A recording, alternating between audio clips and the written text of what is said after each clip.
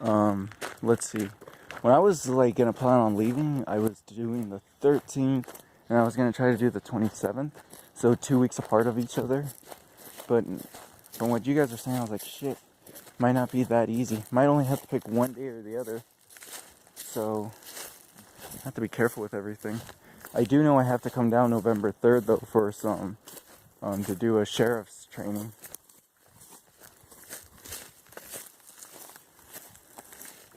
Ah, fuck. Like a lot of sticks and everything else. It's pretty up here though.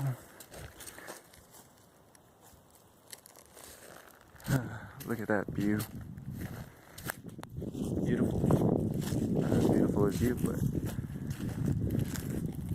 this is home for now.